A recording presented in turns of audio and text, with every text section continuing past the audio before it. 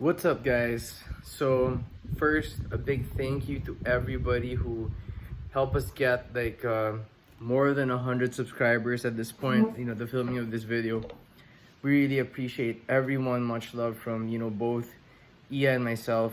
And yeah, we will continue to grow the channel together, make the best content that we can, improve the content, and just take you with us in this adventure that we all call life, right? And hopefully, the goal of this channel has always been to share our life with you guys. And now additionally to that's why there's so much jiu-jitsu content and martial arts content, is to not only share our life and our adventures and things about being parents and the things that we love about this life, but also to preserve our knowledge in martial arts in a place where our daughter in the future can always have access to, and all of you guys to be able to help everybody who may find this knowledge useful and helpful in a very positive way, and to give inspiration to your day, positive energy and vibes. We gotta send these to each other and help each other always be at optimal level. And to be at optimal level and to reach our full potential, we need good vibes, good energy, positive thinking. The mind is very important, and which leads me to celebrate to celebrate this gift that you all gave us of having more than 100 subscribers, which we're very thankful for once more. I wanted to try something that I've never done before, which is to do like a podcast style, but right now it's just me and you, podcast style video, reaction video. And I didn't prepare for this. There's no script. I just wanted to give my thoughts and I just wanted to react to what I watched a while ago, which was Glover Teixeira's fight against Jiri Prohaska or Projaska. Forgive me if I pronounce his name wrong, but that was the main event for UFC 275, if I'm not mistaken. And there were other good fights that I saw: Zhang Weili versus Ioana Jacek, and Talia Santos versus Valentina Shevchenko. Forgive me if I got the name of Talia Santos wrong, but yeah, those three fights I saw them all, and they were great. And yeah, so let's start this reaction video. Bravery over fear in trying new things that I think will help me grow, and I just want to be an example of it. I want to try to show you guys that being brave and courageous is very, very important. And of course, please let me know what you think of this video. Give me your feedback. I will use it to improve, okay? Because that's what I do every day. I always try to improve, better myself and everything that I do. Okay, guys. So UFC 275. For me, it was a great event. Let's start with Zhang Weili versus Ioana Jacek. Man, if you saw the wrestling of Zhang Weili, it was insane. The power, lots of body lock type of takedowns. There was even one where she went for like a takedown with the body lock. She got Ioana to the ground. Ioana amazingly got on top for like maybe 2 seconds, mount, but Zhang Weili kept the body lock and flipped or reversed her from underneath the mount. That's interesting, because if you watch when we talk about Glover versus Jiri later, the mount bottom escapes were, I think, all reversals. No elbow escape or kipping escape. I didn't see any, if my memory serves me correct. And yeah, Ioana also fired away like this really amazing combo in the beginning with a leg kick that put Zhang Weili down, but ultimately Zhang Weili scored a knockout with a spinning back fist. Oh, I'm sorry. Guys, if I spoil that fight for somebody who didn't watch UFC 275, forgive me. I forgot to mention this in the start of the video. There are spoilers. So if you haven't seen it, please see it and watch this. If you've already seen it, then please, let's go to the end of the video. Guys, let's get this to 1,000 subscribers and more. The road to 1,000 subscribers starts today. Or actually it started, way back, but that's because of you guys. So thank you so much. But let's make it official. Today it begins. Back to the fights. Yeah, so she got knocked out by spinning back fist, and Ioana Joanna Jacek retired after the fight, and man, she gave a lot of good fights, for all of us fight fans, and she's an amazing athlete, and yeah, one of the best strikers for sure, in the UFC. But Zhang Weili, man, I gotta tell you, man, she was super strong. Like the wrestling, the striking, the ground and pound, the elbows from the top, man. You guys see that? It's crazy, crazy, amazing fight. Then the next fight was the co-main event, which was Talia Santos versus the champ Valentina Shevchenko, and yeah, the first couple of rounds were rocky for the champ. Valentina was out grappled, I think, or out wrestled. There's something about the grappling in that event. It was very, very prevalent, and it was a game changer. And I think the first couple of rounds where Talia was winning, it changed. The momentum of the fight changed when there was like an accidental headbutt, a clashing of the heads that happened, and I think Talia's eye got affected, and I think she got emotional. It looked, in my observation, my humble observation, she looked like it affected her emotionally. And that's when in my observation, I noticed that the fight changed. The course of the fight changed, and Valentina got her stride back and was fighting like the bullet that, we know her to be, in the champ. And man, she scored the split decision win, which is, it's cool. It's great. That's what champions are made of. It's not.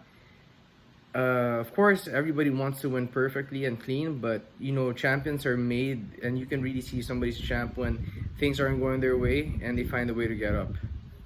The ones that you can't knock down, those are the ones who become champions. I mean, you may knock them down, but if you can't keep them down because they keep getting up, those are the ones that I admire the most. They give a lot of inspiration to me and hope, and shows you that even in life, doesn't matter how bad it gets, it doesn't matter how many times you fall down, it's how many times you get back up and try again and keep going and even go harder the next time. So that's the one, with that fight. And for the main event, we had Glover Teixeira, the UFC light heavyweight champion, defending his belt for the first time against Jiri Prochazka.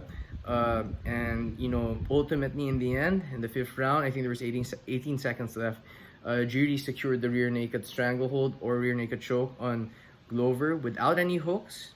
The ending sequence was, from my memory, Glover had a mount. Jiri escaped the mount, like I told you guys, by pushing off the wall, reversing the mount, getting on top, and then Glover right away goes to the turtle. Jiri starts ground and pound. Glover Granby rolls out of it to go to guard. Jiri passes the guard, side pin. Glover turtles up again, escapes the side pin to a turtle, and that's where the rear naked choke or stranglehold gets sunk in, and Glover taps. And of course, to put everything in its proper context, they were both in a war from round 1 to round 5 to that moment, and it's still very amazing and inspiring to see Glover Teixeira, someone I've seen since, like, I don't know how many years ago, when I was still in college. I'm almost 40, so that's a while back, and he's still fighting, at the highest level. And to see him still fight the way he did, and he did really good, guys. Round 1, he had really good success with this single leg, like a high single leg, and he sweeps the other foot, and that even worked on the later rounds when Jiri was ready, and he would, and there was no grip issue with that type of takedown, which is very interesting, and I want to practice that now. He had a lot of success with that. He had a lot of success with the grappling throughout the entire fight as well. He got the mount a lot, he got the back a lot. He was on turtle top a lot, like a rear turtle top position, and he had success with the hands. But Jiri also had a lot of success with the striking. He had good defense. He got his back taken. He escaped. He survived. He got out. He also escaped the mount several times, even after being cut open by a big elbow from ground and pound from the mount top. So interesting to see. And if you see their styles, Jiri is very unique and unorthodox and creative and different type of fighter. And Glover was very, for me, in my opinion, was very orthodox, by the book. And so it's interesting to see those two styles clash. And of course, in a fight, it can go either way. But Gigi is the new light heavyweight champion of the UFC, and I think, okay, in my opinion, I think he'll probably become a dominant champion. That's a grandfather's clock, guys. It goes off once in a while. So I'm not putting some creepy Halloween music.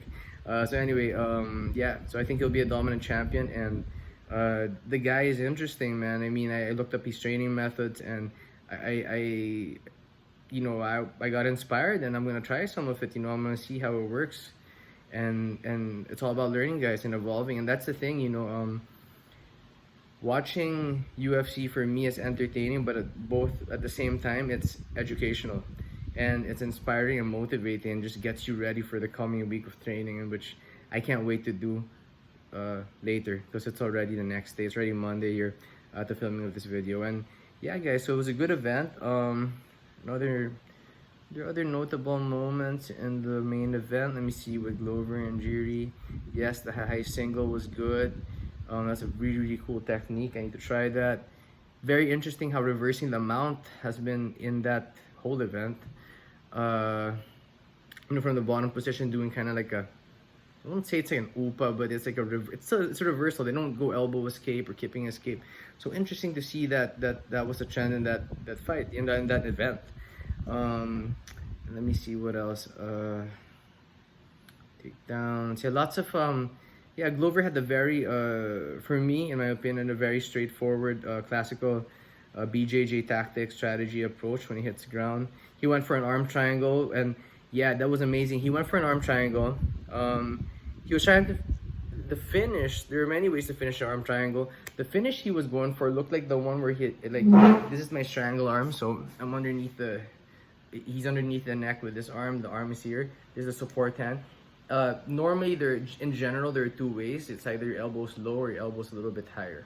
And if your elbows low, it probably most likely means you're going to be compressing down mainly with the shoulder of the strangle arm, and opening your chest and pushing off your legs like a sprawl position. I couldn't really see exactly how the legs look because the angle of the camera in the fight, but it looked like they were sprawled. So it's like more like a downward pressure arm triangle. Then the amazing part is it was tight. He got off the mount, it got tighter. Jiri did this amazing classical arm triangle escape, like classic BJJ arm triangle escape, like back in the day 90s escape. It's amazing. He back rolls out of it. I've never even done that in training, like with a friend. So imagine seeing that at the highest level in the UFC. It's amazing, So I want to study that move too. That's another noteworthy thing for me, and that I learned and I enjoyed watching. Yeah, so the grappling exchanges, the striking exchanges were really cool. The ground and pound was amazing.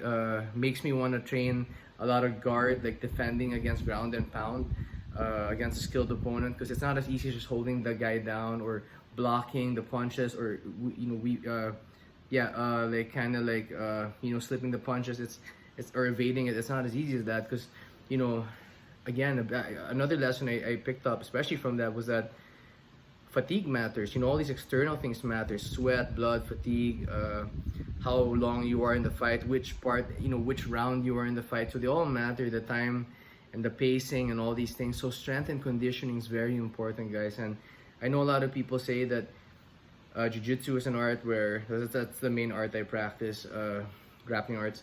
You don't really need strength, but you do. You need strength. You need conditioning. First, it's healthy for you. Nothing wrong if you work out. If you look good, you'll feel good and you'll do good. I believe in that. You take care of your body. You make it healthy. You make it strong. You strengthen it specifically to the things that you want to do, to give you that extra edge. There's nothing wrong with that. There's nothing wrong with trying to improve your physicality, which in a way is the same as gaining knowledge and improving your mentality, right? And making your spirituality strong by training martial arts and really connecting with the energy around you. And so I think it's a good thing, and it's very important, strength and conditioning. And I just want to do it smarter now, because it was inspiring to see Glover Teixeira, a 42-year-old athlete, fight the way he did. you know, in UFC 275. You gotta see it, guys. If you haven't seen it, check it out. And if you did watch it, then you know what I'm talking about. So it's amazing. So those are my thoughts on the fight. Lots of learning for me. Like I said, when I watch UFC events, they're entertaining and they're educational at the same time, and that's why I love that sport. You know, and I love other sports too, and I try to learn from them as well. Another sport I'm trying to understand, I will rewatch and get into again is basketball, because I love trading cards, basketball cards. I used to collect them when I was a kid, and that's why you see like the other videos we have about it, and you know, box breaks and these, and you know, these things. And so again, guys, that's my reaction video. I guess you can call it a reaction video for UFC 275. And I wanted to share with you the thoughts and ideas I got and my favorite parts of it, and give you like an overview of what happened. Yeah, you know, just I think being able to talk to you guys like this in a podcast style is awesome, because I'm on the journey with you guys now. We're in the journey together, you know, and I want to be able to share everything with you guys when I'm on the mat, when what I'm thinking, my ideas, you know, and any way I can help that's positive and give inspiration to you guys. I'm all for it, and I hope I can do every time I release a video. And that's what my favorite YouTubers do and did for me, you know. I used to watch Casey Neistat all the time, and he would like it would affect my day and my mood. It would make me feel more positive, you know, because there's just a way that he shows New York and how he goes through his day. It kind of motivates you to go through your day with a positive outlook and with good energy, and that's what I hope I'm transferring now to you guys. So let me know what you guys think about these reaction videos, or this reaction video. This is the pilot video, and also let me know how I can improve it, and I'm all for it. And we just want to keep delivering good content, and to be on the journey of life with you guys, to share everything that we can that may help and spread goodness and positivity and hope to everybody. And yeah, so that's it. I don't know how to end this, so maybe I'll end it how we do in the mats. Okay, guys, again, big thank you to everybody who subscribed, supported, liked, viewed, for giving your time to watch our videos. Thank you so much.